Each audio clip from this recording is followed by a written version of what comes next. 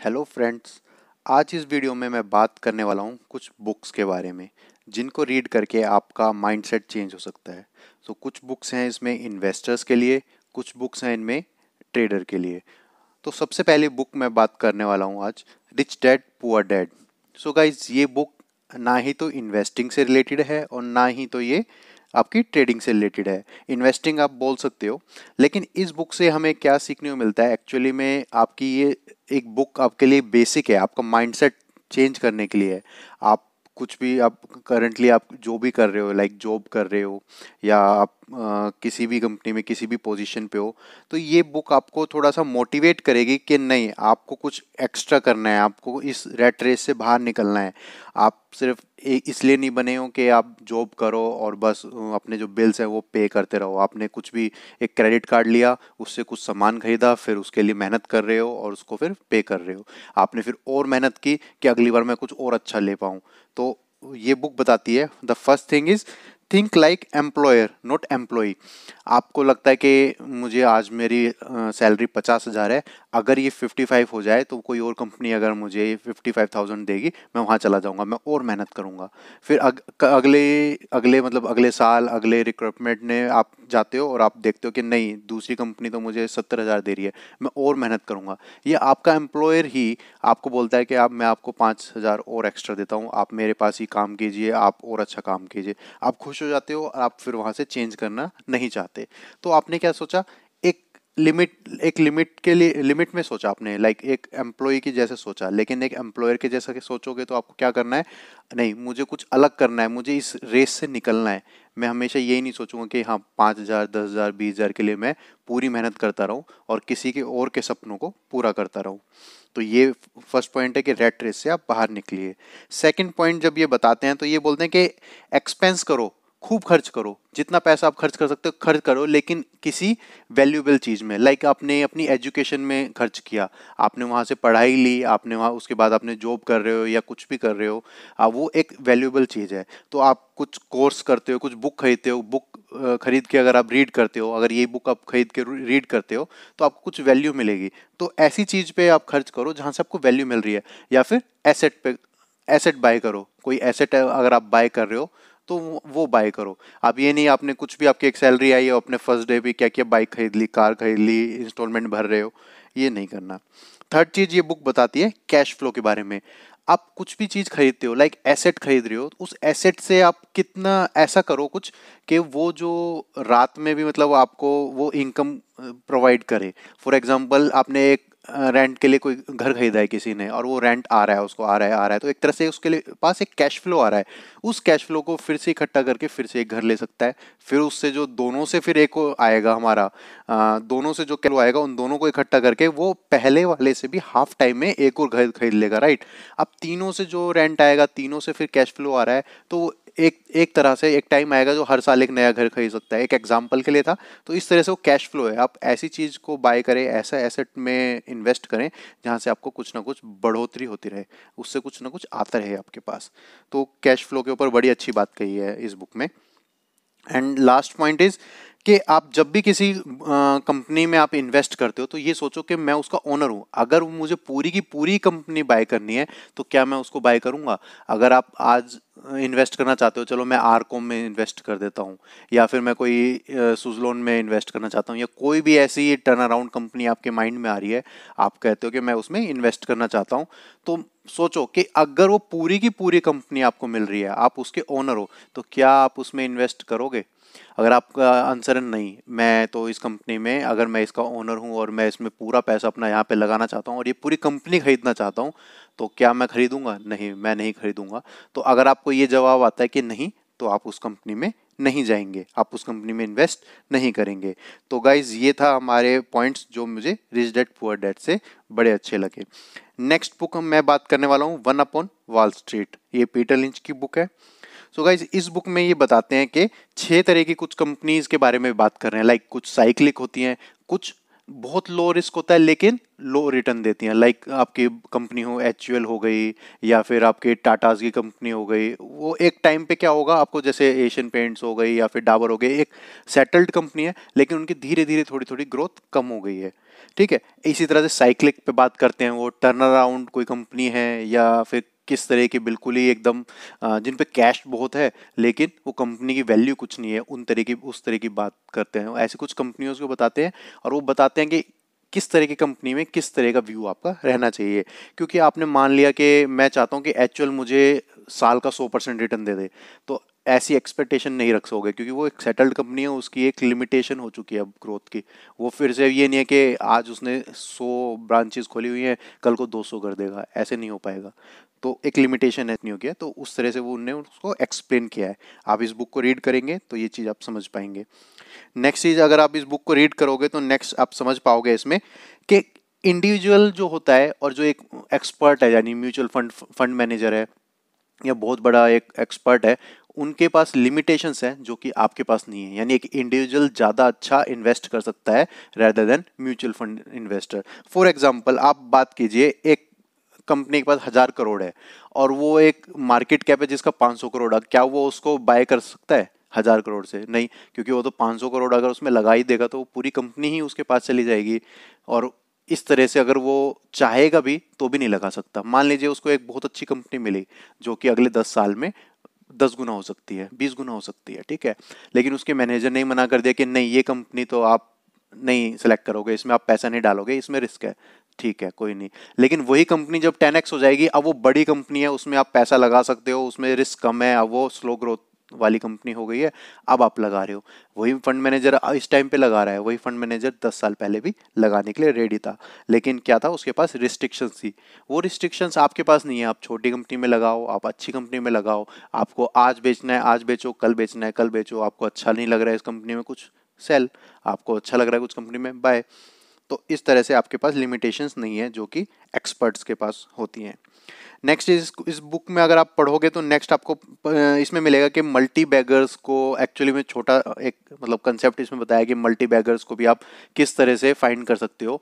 तो इसमें कुछ ऐसे टिप्स नहीं है, इसमें बताया है कि एक्चुअली में आप क्या ग्रोथ देखो या क्या देखो, एक मल्टी बैगर में एक्चुअली क्या क्वालिटीज होनी चाहिए, वो चीज़ इसमें समझाई गई है। तो अगर आप इस बुक को पढ़ते हो तो आपको ये चीज़ इसमें समझ आएंगी। नेक्स्ट बुक के बारे में मैं बात करने वाला हूँ, लर्न टू अर्न। ये भी पीटर लिंच की ही बुक है। इसमें ही बताते हैं पावर ऑफ मनी। तो for example power of money के बारे में क्या है, अगर आप आज कोई भी पैसा खर्च कर रहे हो तो आप सोचो कि मैंने एक गाड़ी खरीद ली और फिर मैंने उस पर मैं उड़ा रहा हूँ, मजे कर रहा हूँ और ठीक है, खत्म, कोई नहीं, 10 साल तक वो गाड़ी चलाई। लेकिन आप ये सोचो, अगर वही पैसा आपने 5 लाख रुपए गाड़ी पे ना डालकर वही चीज आप 5 साल 10 साल के लिए इंडेक्स फंड में डाल देते तो क्या होता। तो इस तरह से सोचो कि वैल्यू ऑफ मनी समझो कि आज वेस्ट कर रहे हो आप मनी, वो एक्चुअली में आपके 20 साल बाद फ्यूचर मनी जो वैल्यू होगी उसकी वो कितनी होती। आपने एक्चुअली में 5 लाख खर्च नहीं किए, आपने वो 10 साल के बाद के जो आपके पास होते 50 लाख आपने एक्चुअली में वो वेस्ट किए हैं। तो ये बुक ये बताती है। नेक्स्ट चीज ये बताती है बुक के टाइम नहीं कर सकते आप मार्केट को। आप ये नहीं करो कि आज 1000 रुपए का एक शेयर है, 2000 हो गया यार, इतना तो चलता ही है और आपको तो पता ही है जिगजैग करके मार्केट चलती है, एक काम करता हूँ 1000 पे इसको सेल कर देता हूँ और जब भी 1800 आएगा तो मैं फिर बाय कर लूंगा या 1700 के आसपास बाय कर लूंगा और फिर अभी के लिए मैं बेच देता हूँ। तो ऐसा कभी नहीं पॉसिबल नहीं है और कभी आप ना करें, ये उन्हें सजेशन दिया है। नेक्स्ट वो बोलते हैं इस बुक में कि आप जब जब आपको पता चले मार्केट के बारे में, जब आपको पता चले इन्वेस्टमेंट के बारे में, बस वहीं से स्टार्ट कर दो। चाहे आप 10 साल के हो, 20 साल के हो, 30 साल के हो, 40 साल के हो, क्योंकि जितना लेट स्टार्ट करोगे उतना बर्डन आपके पास ज़्यादा रहेगा आपके गोल को अचीव करने में। तो ये बुक में ये बात बोलते हैं, ठीक है। एक चीज और बोलते हैं कि अपने स्टॉक्स खुद पिक करो। ये नहीं न्यूज़ पे देख लिया, म्यूचुअल फंड देख लिया, सोशल मीडिया पे देख लिया। अगर आप खुद अपने स्टॉक्स को चूज करो, अदरवाइज उसका कोई बेनिफिट नहीं है, ये बोलते हैं। और लास्ट ये इस बुक में अगर जो मुझे एक अच्छी बात लगी वो ये है कि इसमें बोला गया है कि मान लो आपको मल्टी बैगर स्टॉक ढूंढना है तो किस तरह से ढूंढोगे। तो इसमें एक नाइक का एक एग्जांपल दिया है कि वो हर साल इतनी अच्छी ग्रोथ कर रहा था, 20%, 30%, 40%, 50%, हर साल कुछ कुछ ग्रोथ कर रहा था, लेकिन उसका स्टॉक प्राइस गिर रहा था या फिर स्टेबल था। तो उस पॉइंट पे जब उनने उसको बाय किया कुछ $9 to $10 में, वो उसके बाद जाकर 14 and 56 ऐसे कुछ डॉलर तक भी चला गया था। तो उनने देखा कि ग्रोथ तो आ रही है कंपनी में, लेकिन प्राइस में ग्रोथ नहीं आ रही। तो वही उनका एक पिन पॉइंट था कि हाँ, इस स्टॉक को लेता हूँ। जब ये लोगों को पता चलेगा, जब एनालिस्ट इसको देखेंगे कि हाँ इसमें तो बड़ी अच्छी ग्रोथ है, उस टाइम पे इसको लेने के लिए भागेंगे और ये बढ़ेगा। सो फोर्थ बुक की बात मैं करता हूँ। फोर्थ बुक है मेरी how to earn money in stocks, और फिफ्थ बुक मैं बताने वाला हूँ ट्रेडिंग इन द जोन, जो बहुत बहुत ज़रूरी है हर ट्रेडर के लिए। हर ट्रेडर के लिए ट्रेडिंग इन द जोन पढ़ना बहुत, मैं हाईली रिकमेंड करूँगा। वो होगी हमारी फिफ्थ बुक। तो बात करते हैं फोर्थ बुक। ये है ट्रेडर्स के लिए, how to earn money in stock. तो कप एंड हैंडल आप बहुत पैटर्न यूज़ करते हैं, कप एंड हैंडल आप पैटर्न यूज़ करते हैं, और उसमें हम वो इसी बुक में डिस्कवर किया है, मतलब ये जो राइटर हैं इनने इसी बुक में इसको एक्सप्लेन किया है। तो सबसे पहले इनका एक फॉर्मूला है कैन स्लिम। तो ये क्या बोलते हैं कि आप ऐसे ही किसी भी कंपनी में जाके टेक्निकल, और किसी में जाके किसी भी कंपनी को आप पैटर्न के हिसाब से भी चाहे या फिर उसको राइड करना चाहते हो, तो ऐसे ही नहीं जो कंपनी आपको दिखी उसमें आपने एंटर कर दिया, ऐसा नहीं है। आपको सबसे पहले क्या चेक करना चाहिए, कैन मतलब सी फॉर करंट क्वार्टर का रिजल्ट, क्या वो करंट क्वार्टर के हिसाब से क्वार्टर टू क्वार्टर ग्रोथ दिखा रहा है, if yes good. Then a means annual growth, क्या वो एनुअल ग्रोथ दिखा रहा है, देन गुड।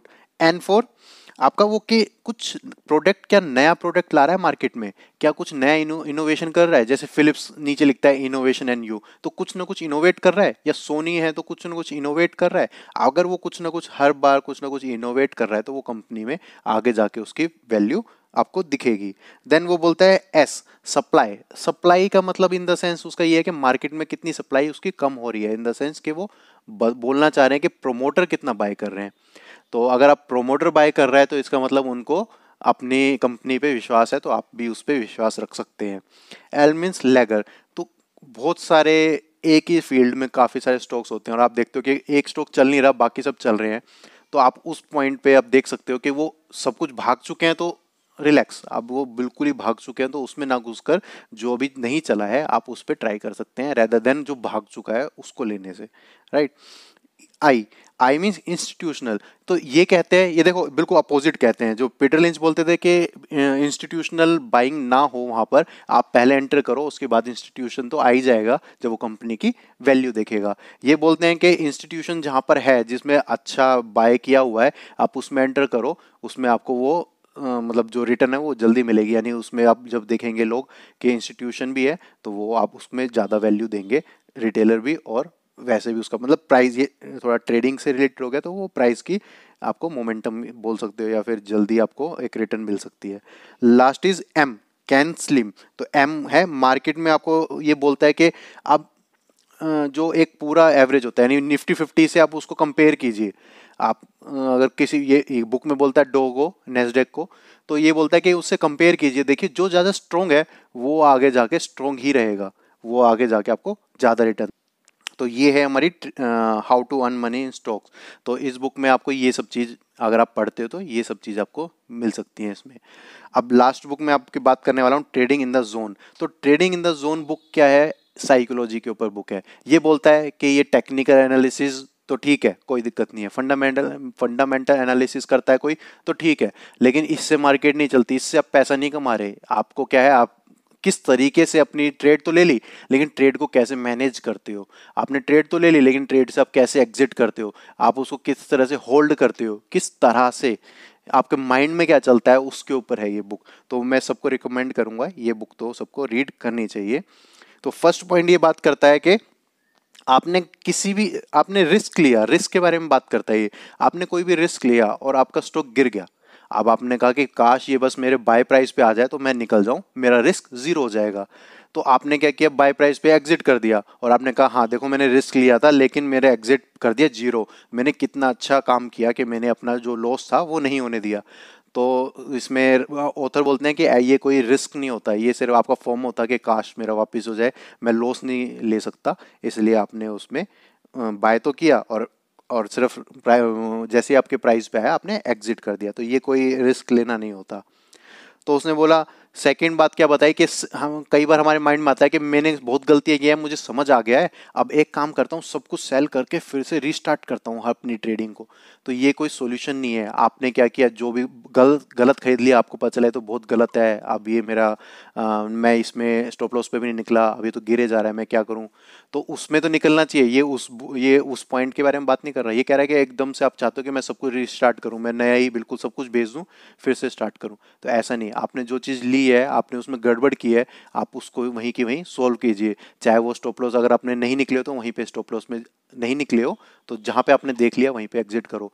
आपने उसमें बाय कर लिया, आपने प्रॉफिट बुक नहीं किया है, तो अगली बार उसको सोल्व करो, ना कि बस बाहर निकल जाओ मार्केट से। ठीक है। एक बहुत बहुत बहुत अच्छी बात ये बोलते हैं कि कई बार हम क्या करते हैं, जब भी हमने देखा कि लास्ट टाइम एक स्टॉक बहुत भागा था 10%, तो वही पैटर्न फिर से आया, इस बार भी ये 10% भागेगा। फिर से तीसरी बार आया, इस बार भी ये 10% तो भागना चाहिए। ऐसा नहीं होता। हर पॉइंट पे, हर ट्रेड पे, हर सेकंड पे अलग पार्टिसिपेंट्स हैं मार्केट में। जो पहले था जिसने 10% भगाया था, हो सकता है वो बहुत बड़ा HNI हो, इस बार हो सकता है वो DIA हो, अगली बार वो हो सकता है FI हो, और अगली बार सिर्फ रिटेलर हो सकता है, तो हो सकता है वो -10 हो जाए। मतलब जस्ट एक एग्जांपल के लिए मैं बोल रहा हूँ, ऐसा नहीं कि रिटेलर कुछ नहीं करता। ठीक है। तो हो सकता है वो अगली बार बिल्कुल अलग सिनेरियो हो। तो आपको हर ट्रेड को बिल्कुल यूनिक तरीके से देखना है। आप उस पॉइंट पे क्या चल रहा है, आपको उस पे फोकस करना है। क्या वो मुझे कोई ट्रेलिंग स्टॉप लॉस दे रहा है, ओके। क्या वो फिर से वहाँ कंसोलिडेट कर रहा है, तो उसके अकॉर्डिंग काम करो। क्या वो भागे जा रहा है, तो उसके अकॉर्डिंग काम करो। हर ट्रेड को एक यूनिक ट्रेड की तरह काम करो। नेक्स्ट इज, जो सबसे इंपॉर्टेंट चीज है, एज के बारे में। इस बुक में एज के बारे में बात की गई है।